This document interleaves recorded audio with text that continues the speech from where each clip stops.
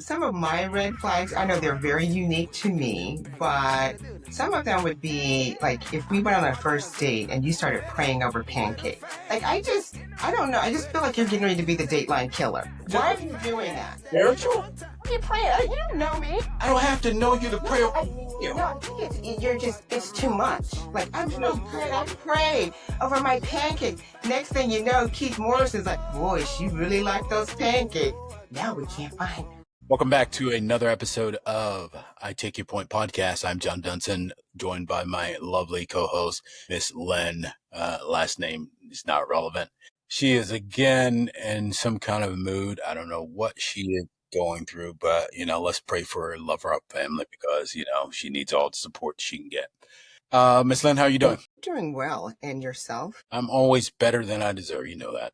And so today, I know that you have some interesting comments that you want to make about some of the comments that we received on the previous episode, I should say. I know one specifically that jumped out to you was Mr. Alby Shore speaking about Sean Combs, and you had some strong opinions, or at least you had the other day some strong opinions about Mr. B. Shore taking issue with Mr. Combs. And I won't speak for you, but I'll let you go ahead and extrapolate in terms of what you had to say. Well, I will let you know that I have full judge robes on and a gavel. So I'm judgy McJudge a lot on this. Initially, I wasn't familiar with Albie Shore's engagement with Sean Combs and his late wife, and then, or partner, whatever she is. And when I read the comment, I thought, so I went and looked it up, and I was thinking, who would give up their child? If you are capable, there's nothing going on, why would you give up your child to some man? And conversations with you, John, you were like, well, it could be that, Sean didn't want him in his life. And I was like, well, I wouldn't be dating Sean at that point. You're not going to tell me if my ex-husband or ex-partner is not problematic, then he has a right to his child. And I wouldn't be with someone that had issue with that. I think that there's more nuance as I talk to other people, but initially that was my thought, that Albie Shore really doesn't have a platform to stand on if you're just going to allow some other man to raise your child because he doesn't want you in his life. Yeah, there's a lot there. Let's start with the relationship. None of us know the relationship that existed between Albie Shore, Kim Porter, and Sean Combs. That still doesn't negate Yeah, the fact I'm just saying I still have on my judge robes. I'm going to be all judgy. Well, you are judgy. You're extremely judgy. That said, Kim could have, came to Al and said, hey, look, Sean can provide for our son in a manner that will allow him to be extremely well taken care of. Again, Albie Shore is not a man that is broke, to my knowledge. That said, I do agree with you and do take your point that I don't necessarily know whether or not I would have allowed another man to adopt my child as long as I was able to take care of him or her. I think that's a bridge too far for me. I do acknowledge and respect the fact that there are men who are married or get in relationships with women and then they adopt and take on the role of being that father figure for the child if the father is not in the house, not in the home. We don't know what that situation was. To stop me from judging. When did that ever stop me from judging? But you were on the Sean Combs is a martyr, and I literally was not. Nice try. I wasn't. I just said allegedly, John. Yeah, allegedly, this man has been involved with a lot of foul stuff. You've been involved in a lot of foul stuff in the story I just made up for this story. You know what? Are you using air quotes? Allegedly? No, I will say this, anytime you are taking on the responsibility of a parent, that is a huge honor and a huge responsibility. And so for that, I will tip my hat to Sean Combs because not everyone would step in and do that. Now, if his point was to do it because he did not want Albie Shore to have any part in his son's life, then that's foul. Again, we don't know. You decided that you were going to become fan number one of Sean Combs and say that Albie Shore was essentially trash for having something to say about Sean Combs. I simply said, I don't know how I feel about him inserting him. Last week, you were all like, well, Sean Combs is so bad. Let's go ahead and put him underneath the jail. Allegedly, John. But now I can't allegedly think. I could say that he's done some bad stuff. Now that said, I think the point that we want to talk about is about relationships and dating red flags, because you mentioned that if Miss Porter or any woman had gotten to a relationship or thinking about getting a relationship with someone, or if a man thinking about getting a relationship with a woman, we see these red flags in terms of relationships. I'm curious about what are some of the things that you consider to be red flags. Well, are you ready to get a new co-host? Because I'm getting ready to be canceled. Well, you would never. I have. What'd you say? Well, you can't be canceled. It's like you never had a black card. Wow.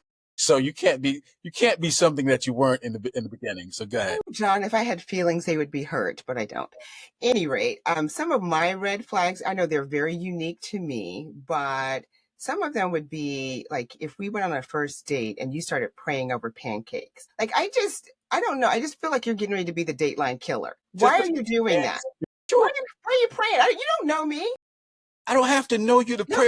No, I think it's too much. Like, oh, I'm so good. I pray over my pancakes. Next thing you know, Keith Morrison's like, boy, she really liked those pancakes. Now we can't find her. You have issues. If you're upset about someone praying over pancakes, that's your red flag, not theirs, because you're saying if that person is praying over a meal, then that's the way I was raised. Is that what you're supposed to do?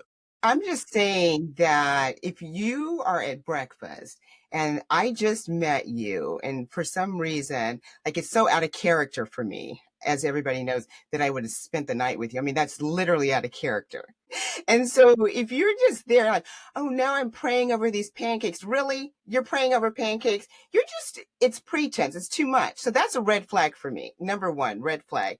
No praying over pancakes. No, thank you. We talked about in a previous episode about being equally yoked. One of the things that came up in the SME group was there was this guy, this guy was on the date, and during the discussion point, he found out that this young lady had 2 kids. And I'm like, is this not something you would want to find out before you actually? So what are the questions that are off limits prior to going on a date with someone? I don't know about off limits, but there's some questions that I did not consider. So I've been divorced for about 3 years. I was married for 20. And I feel in some aspects like I was Rip Van Winkle. I came out and everybody's playing chess and I'm playing checkers. And so one of the major questions that I never even considered was, are you married? Like I just never thought that was a thing, especially when they ask if I'm married. If I say no, then I assume that you're not either. But apparently that is a question that you need to get out. Like, what's your name? Are you married? Or it could be, are you married? What's your name? So you don't look at the ring finger, or do guys? Sometimes they don't wear them. Okay. All right. So are you married? And what are some of the other things that you've learned now with respect to dating red flags? And this is going to be controversial, but is your wife still on this earth? And the reason why, let me tell you why. No. Let me tell you why. Because I'm not trying to compete with a ghost. Like I can't compete with a ghost. If you have a shrine of her in your house and I walk in and you're like, oh, Sheila, I'm like, okay, I can't compete with Sheila. Sheila won.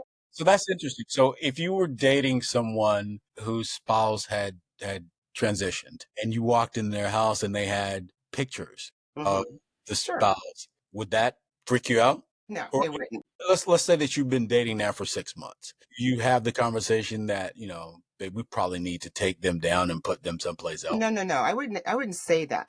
But if it was the center point of our life together, like Sheila did this and Sheila did that, I'm like, oh, Sheila, you're out of this. Sheila got to go.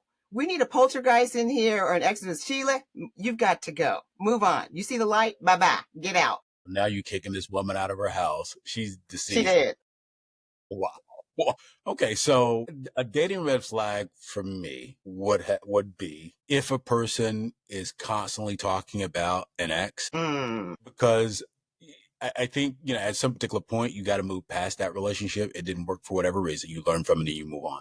So when you're constantly, or when that person was constantly talking about an ex, that would be a huge red flag for me. The other thing that came up in conversations was women who expect to be wined and dined at a nice restaurant, not the Cheesecake Factory or anything of significance like that. And if a guy asked them to go to a chain restaurant, they have issues with that you need to be coming with your A game. You need to be coming with, an open table restaurant. You need to be coming with better than a chain restaurant. What say you? Well, for me, I am against buffets. Like, I just don't trust them, and I'm not doing that. So we talked about some of the red flags. Nothing wrong with buffet. Ain't nothing wrong with Golden Corral. It's not going to happen.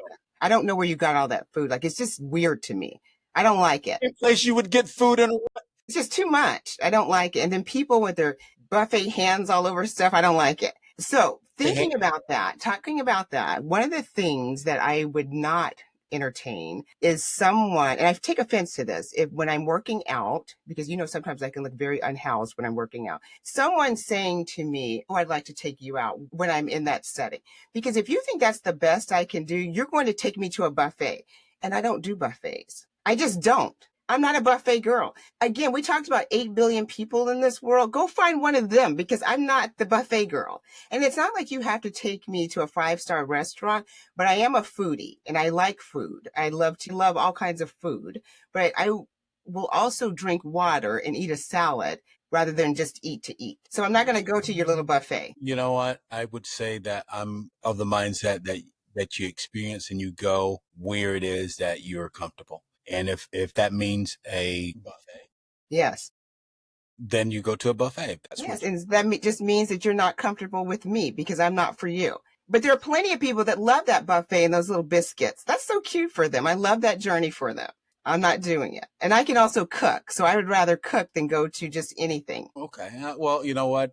From the standpoint of understanding that you develop relationships over the period of time, and you develop them by experiences. And if an individual is saying, okay, I want to be able to have experiences where I can go to someone or with someone who's going to appreciate a 5-star restaurant, at the same time is going to understand that Waffle House is one of the best things that God made, then that is something that I think when guys look for someone to date, they want someone that has the versatility to be able to do both those things. No, you do, because you're a C player. And so you don't want to put in the effort. So of course, anybody that's going to align with your C playerness, you're going to be like, yes, you're the one. I'm not a C player. You know that.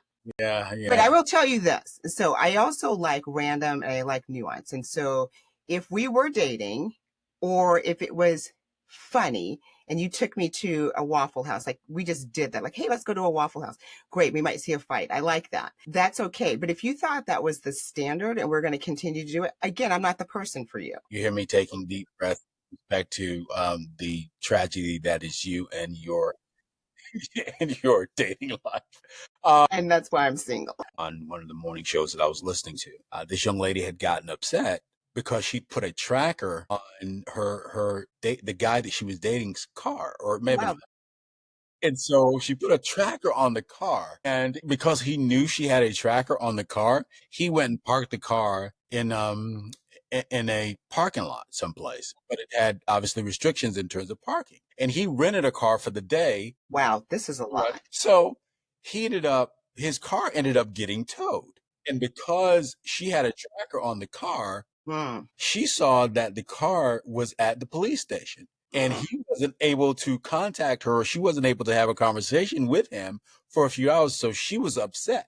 And so when she finally got in contact with him, it was like, I was worried because your car was at the police station and I didn't know, whether or not you gotten arrested or something had happened.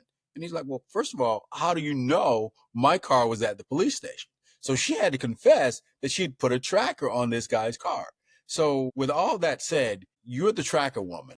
No, I needed to actually clarify a couple of things. First off, was this a Facebook story and so it's not true? No, you're just like getting random story. Are you at that big age where you just are getting ready to send some money to the prince in Nigeria? Is that what's happening, John? You just need everything. This is a real story. Okay, so then if it's a real story, and we'll go with that, and they're dating, right? They're just dating. Yeah. Do they have children? Because I'm trying to understand the stickiness of this. If I am at a point where I need to put a tracker on someone that I'm dating, I don't date them anymore. Okay. If I ever get into the Amazon cart and I'm like, tracker, then I also say, date someone else. What is happening? One of my 3 girlfriends needs to stop me. Something's going on. Well, from that standpoint, you have trust issues. And when Right. we think about toxic relationships and you talk about dating red flags, it all comes down to trust. And, some people just aren't very trusting. And some people, it takes time to build that trust. But why would you be in a relationship with someone that you don't have to be in if you don't trust them? Like, why would you do that? What's the purpose? I don't know. Because for me, I know that I can find enjoyment wrapped up in one of my robes on the couch watching Netflix, and I'm not putting a tracker on anything. I'd rather go that journey than worry about if you're at the police station or if you're over at Sheila's house. Sheila's back. She's never leaving. Apparently, she's in your head. I'm reminded of this story that I came across a couple weeks ago and I'm using the story because a friend shared with me, and so I'm protecting the friend. Who was it? I'm not What's their name start with? You know what? Give us a couple of clues. What does it rhyme with? It starts with an L and ends with an N. So when you go over to someone's house for the first time, let's say that you've gone to a restaurant, one of your nice bougie restaurants, and let's say that after the restaurant, you're feeling a little like you got to use the bathroom. When is it appropriate? Why? When is it appropriate if you have to go to the bathroom? What do you do with respect to your bathroom habits? My gosh, John, seriously, this is the conversation we're having? Yeah, because it was. You know what? Ask the question. What is the question? The specific question. So the specific question is, she had this thing called poopery. Yes. And I'd never heard of poopery. Well, you need that in your bag, John. Why do I need poop? What is poopery? And what? Yeah, okay. You know what? Since you're not articulate, let me help you with this scenario. Say you do go to the nice restaurant, and then your stomach's like, oh my God, help me. And so for me, when I was in college, I had a overnight bag that I would keep in my car, just just in case bag. And so You had a whole bag. it's not a whole bag; it's a just in case bag. In college, it's getting ready to happen bag. Now it's a just in case bag. So now, I mean, there's a lot of things that are staples in there. My toothbrush, I always carry a toothbrush in my purse. And so no matter what, because I'm obsessed with my teeth. And so that's going to be in there. Let me see what else is in my bag. I have. Poopery, obviously. I mean, you need that. You just need it. You need that. You need some honey pot wipes, just in case. What is poopery and what is honey pot? Guys, C player. There are guys that are listening to this who are like me. We have no idea what poopery is. Honey pot pies. Honey pot wipes, yes. Honey pot wipes are. What are honey pot? Honey pot wipes, because you need to be so fresh and so clean, right? Okay. We're having this conversation. You're in the bathroom and you do a cost benefit analysis. Huh? Okay, so you take a deep breath and you're like, where are we with this? Okay, so it could be like, I'm going to use my little potpourri, I'm going to use my honey pot wipes, and we're getting ready to, it's good. Okay, it could also be like, holy macaroni, let me do this cost benefit analysis. Do I like this guy? Do I want to see him again? Because at this big age, I don't know if I am at a state where I need to call my mama and say, what do I do? So the poopery is you spray it in the commode before you have a magnesium drop. Then so it masks everything and everything's great. And then you use the honey pot wipes because we're grown folk here. Okay, so the honey pot wipes are the equivalent. Ridiculous conversation. The equivalent of Jude wipe. Okay, yeah, Jude wipes, yes, but they're for women. They're a company that's made by a Black woman, and they're great. You should just carry them. Just carry them. I will not be carrying. We'll carry some Jude wipes or something, C player. Do something. So let's say this guy comes over to your house and he says, need to use your restroom. Yes. And he goes in the bathroom and he doesn't turn on the faucet. And let's say that he goes in and has a massive explosion. Wow. In the bathroom. Uh-huh. And he comes out and he wants to cuddle up next to you. What are your thoughts? Okay, there's a couple of thoughts there. So, and I'm gonna go off detour and then I'm gonna come back. And so when I was when I first got married, one of my mentors said that you should always try and impress your spouse, your partner. And at that point, I'm young and I'm like, No, you're going to take me as I am. As I grew older, and I understand that when you're trying to impress someone, you should always try and impress. Not that you should change who you are, but you are honored to have them in your life because they make a choice every single day to be in your life. Right. And so I made a choice to have this person in my house. You can at least try to impress me a bit and bring something, turn the water on. Like, do something. I'm not your friend like that. I'm not your guy friend. We're not in a frat. We're not in a dorm. Try and impress me. Just try. So we've all been in relationships where, you get comfortable. You get comfortable with someone. Sometimes you can get too comfortable. If you go into a guy's bathroom, Yes. are you snooping around? Not now. What do you mean not When I now? was 20, yes, I was all up in there. I was Scooby-Doo and uh, everything else up in there. I had little So you were looking at the vanity? Harriet the Spy. I'm just all taking notes and when I Wow. was younger. Now, no. And I'm not. I'm not. I just don't have the mental energy or bandwidth to do that. And so we go back to that trust thing. I'm going to have to start at some level of trust, right? And so I don't know what I would be. I really don't know what I was looking for when I was 20. Something. I have no idea what I was looking for. But now, no, I'm not snooping. I don't believe you, but that's okay. Well, you don't have to believe me, C player. So guys, know that if you date Miss Lynn, she's going to be carrying poopery. Because I want to impress you, yes. But Okay, I'm a she's human. sleeping in your medicine cabinet. I will not be snooping it. Who even has a medicine cabinet anymore? Were you in the 19s? But we don't. Well, I guess. Yeah, I guess you do not have medicine cabinets. No, you don't. You have No one has that. Okay, all right. Well, okay. So That was the last time you dated was the 19th. So of course you would think there was a medicine cabinet in everybody's house. wow, thank you. So I remember this girl that I dated back in the late '90s. Was that air quotes or did you actually date her? No, we actually dated. Did she know that? Yeah. She was African. She's from Ghana. We broke up, and I remember going outside of my apartment and finding one of my tires slashed. Oh my God, I thought you were going to say that she had a magnesium drop out there. Because she was so irritated with your C player. She's like, this is it. I'm doing that. No, she slashed my tires. Wow, okay. And I was like, man, this chick is crazy. Probably because you took her to a buffet and she was like, I'm done with this. No, I don't know. I think because I broke up with her, and me being the wonderful catch that I am, but this was almost 30 years ago. And so I was thinking about those relationships that are toxic that get to the point where individuals do some type of harm to a person For their property. or their property. Right. What are your thoughts on I'm going to have to take a heavy sigh because you're back in my 20s, I was crazy and I would love to visit history and just rewrite it. But there are probably people out there listening there and they're like, I didn't slash anybody's tires, but I mean, I may have broken into your house just to see what was going on in there. Maybe. Allegedly, I did that. Hold on. I allegedly may have been on the phone with you. Remember we had those regular phones and then I would put it down and act like I was still on the phone and then drive to your house and slap you in the face. I mean, I could have done that. Cray. Right. But, having children has really mellowed me out. I'm just a different person. I'm on this mud tea drinking spiritual journey and I'm just really proud of myself.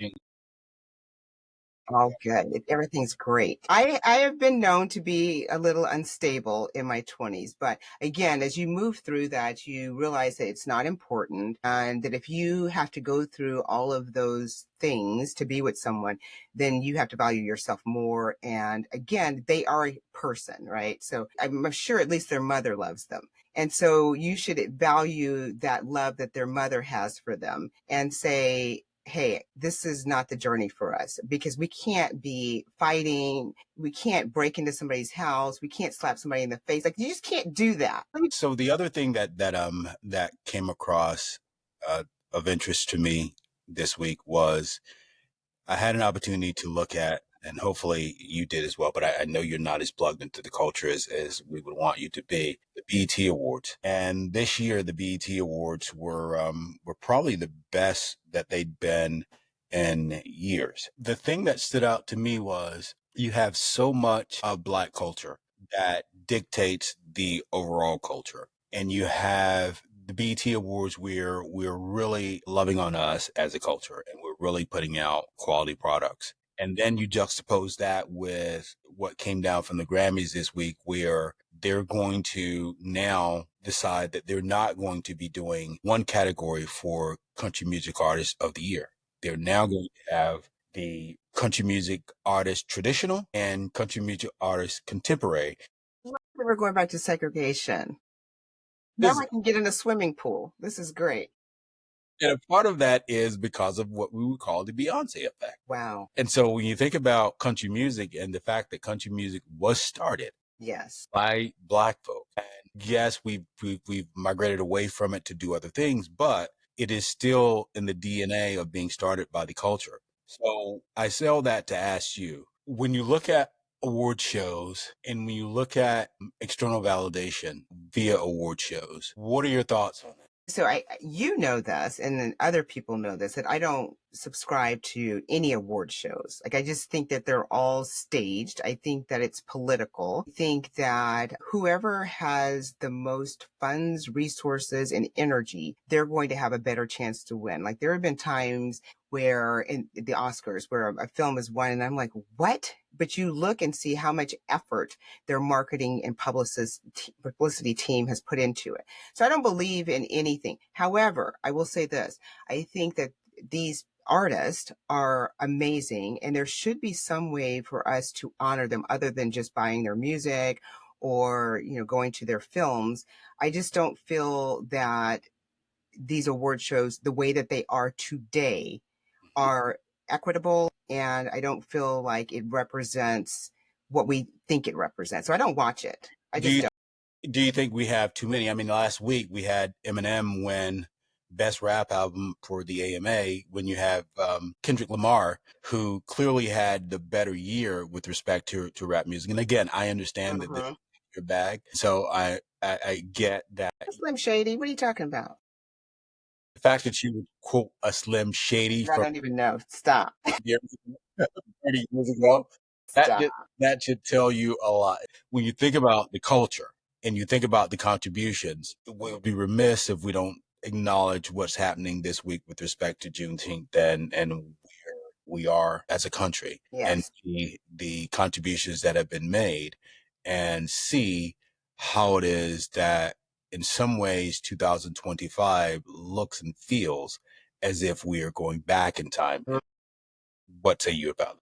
One of the things that I appreciate that you've said, and I do take your point with this, is that sometimes out of a lot of tragedy and uncertainty and chaos that the Black community creates and builds. And I think we're seeing some things that are being built by the Black community. And we see these gaps in whether it's education, innovation, whatever it is. And what we don't hear enough of is we don't hear those stories. And I want to be able to have a platform so that we can elevate those stories, so that we can hear those stories, because there is a concerted effort to suppress and to rewrite historical contributions by Black people. And if that trend continues and the things that are going on right now, we're just not going to hear it. But I don't think that we've stopped creating. I don't think we've stopped building. I just feel like just kind of go back to last week, that the news media, that social media is absorbed by other things. And unfortunately, it's not Black contribution. It's more about other people trying to distract. I think that we have to find a way for us to elevate each other and provide platforms so that people can hear, understand, and support the efforts of Black people. Yeah, I would agree with that. I would agree that, that at this particular point, there is a concerted effort, it seems like every day, to roll back something that has benefited the culture, whether it's DEI, whether it's affirmative action, whether it's making certain that Black and brown kids don't have meals in school during the summer when they're out of school. A lot of these kids need that nutrition because they're not getting fed at home. And it's the little things. And at a certain point, you're like, okay, is it cruelty? That's the point of all this. Is it you don't want someone else to have because you don't want someone else to get something that you believe only you deserve? I don't know that, John. I think sometimes it's more about dehumanizing people so you can justify your bad behavior I take it. and controlling the narrative that you don't deserve to eat because you don't work, not looking at any of these headwinds or tailwinds that are either giving an advantage or a disadvantage to someone, just completely not listening or acknowledging that. Just But saying, it's not black folk that when you think about the not working, I mean, you think mm. about the people that are on the welfare rolls, it is not minorities typically. But that's the narrative, right? And so you don't hear about the JD Vance's family. I had to. You don't hear about that. You hear about that it's black and brown people that are taking from these other places and they are being entitled and they're not putting in the effort. And that's the narrative that has been promoted, and that is going to keep people voting the way they vote, treating the people the way they treat them. It's not true, but people are collectively lazy and they won't do the research, and they love to live in echo chambers, and so they will subscribe to things that reinforce what they think or what they've heard. And that's why I asked you initially if that was a Facebook story or if you dated that Facebook girl. Like, was that real, John? Was it? We still want to know. Just because you're nosy. No, I think I think you partner that up with what we saw happen over the weekend with the shit show having the parade at the same time you had the counter protest going on, and the counter protest outdrew the parade.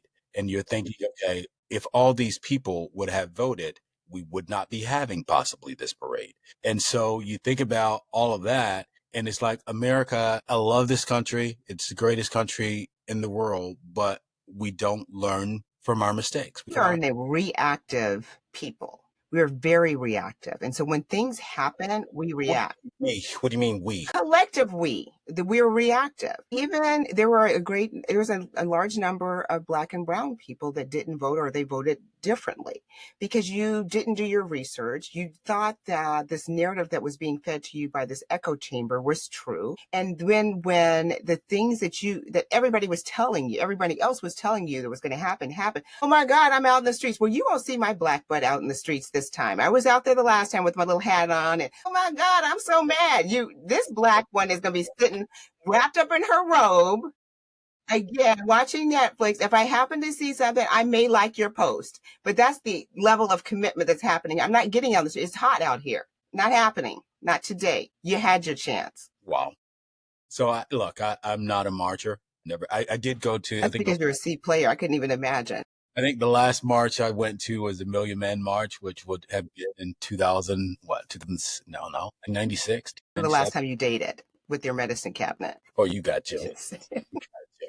So, I mean, you think about, again, getting back to the contributions of the culture and the erasure of what we see going on with respect to the contributions of some in the culture. And I strongly believe this, that anytime that anything bad is happening in this country, it's always black folk that typically put out our best art. And so you'll have, like the movie like Sinners, you'll have Kendrick Lamar and his run that he's on, or you'll have television shows that are depicting us in ways that we want to be depicted.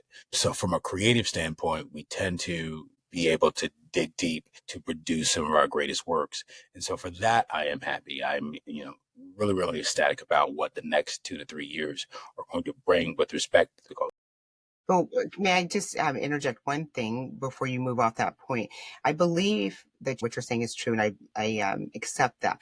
I think the challenge is making sure that we are amplifying our voices, and we're amplifying the message that these creators are putting out. And we do not allow other people to control the narrative and to say that, oh no, well look at this C player, what they're doing. Absolutely not. We collectively.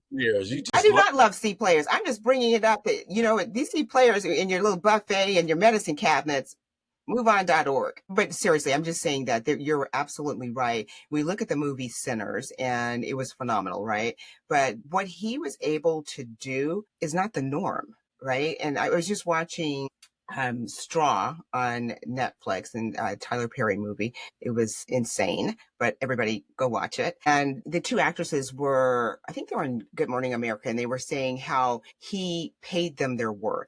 And and they were shocked over it, how much that he invested in them. That's not the norm. And so when we create these things, this beautiful work of art, whatever that looks like, if we're not supporting the Black artists, the brown artists, if we're not amplifying their message, then we're buying into this narrative that's been fed to us by the media and by people that want to suppress and oppress what we're contributing to this world. And I'm saying we, because one time I made some cinnamon rolls. Yeah, but look, so I get, and I take your point with respect to support. The pushback that some would have is that, look, with Tyler Perry, and again, full disclosure, at one point I did have a professional relationship with him. You know, your full disclosures really sound like, oh, look at me, I'm Sandra D. Like it just seems self-serving. I'm just going to say what the audience is thinking, but go on. Full disclosure, one time I saw a celebrity.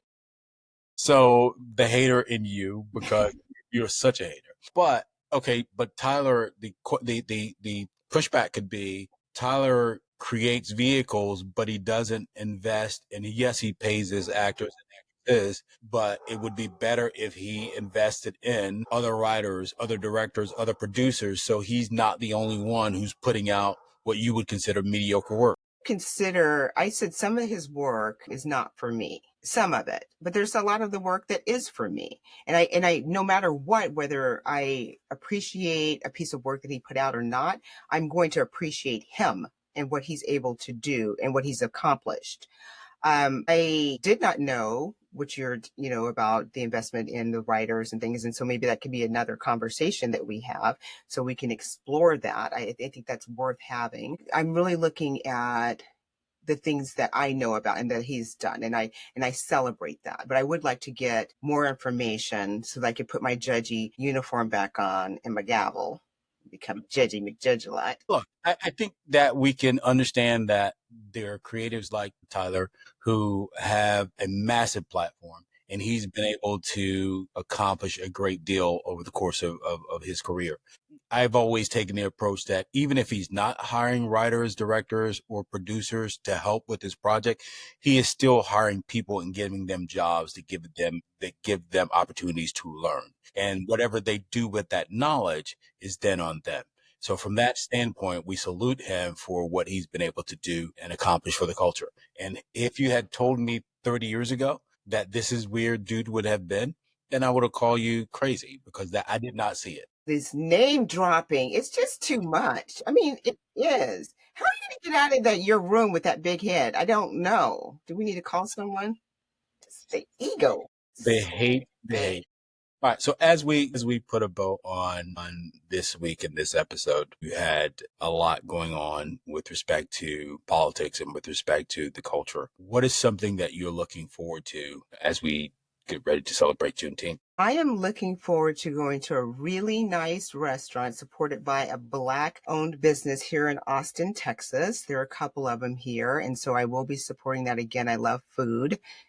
That's not a buffet. And so I'll be doing that. It is hot here, but they have a couple of other events that are going on, a lot of music events. And so I'll be enjoying that as well. Yeah. Would you be drinking some red drink? I don't know what that is. The fact that you don't know what red drink I is. do not consume any red. What is it, Big Red? Because one time I had Big Red. It was so delicious. The red drink, is that what it is? I love Big Red. I haven't had it in so long I'd probably fall out. But I remember when I first had it, I was like, wow, this is amazing. When did you first start celebrating Juneteenth? When I first started celebrating Juneteenth, I grew up in Southern California, and Juneteenth wasn't a thing, but Always been a thing. You just wasn't a thing at my house. So there you go. But what I did when we would come home, and home would be Oklahoma. That's where my mom and dad are from. And so every summer, the kids, my brother, sister, and I would go to Oklahoma, and they had a celebration of Juneteenth. And so it was always so super fun. You know, you have your cousins, you have your friends. There's just lots of things. It was the music, the community. Those were beautiful things. And so it was really something that was that I got to experience when we would go to Oklahoma, and if we were able to stay through June, or if we got there in June, because in California, school let out a little bit later, and it just depended. And Well, you, sir, because you live in South Carolina, they invented Juneteenth. Texas, we were here, that was a year later, and they're like, y'all free, get on out of there. What you talking about? I am going to be relaxing this Juneteenth, enjoying the day. No major plans, but just enjoying the day, just That's celebrating nice. with the friends and family. Ms. Lynn, it's been an honor to again allow you to spend some time with me. And so I hope that this discussion that covered a couple of topics It was all over the place. you to better acquainted with not only the things that are going on in your world. As always, guys, thank you for spending time with us. We know that you have a lot that you could be doing, a lot of things that you could be focused on, a lot of things that you could be spending your time on. You don't have to listen, but we're glad you do. And as always, take some time today to do something nice for yourself. And while you're at it, do something nice for someone else. Until next time, we'll talk. Well, thanks for joining us for another lively discussion. This podcast is a production of the SME Media Group, LLC. All rights are reserved. If you like this episode, click on the link in the right-hand corner and check out additional content. Also, be sure to subscribe to the I Take Your Point podcast to ensure you're getting all of your content. Until next time, take care and be well.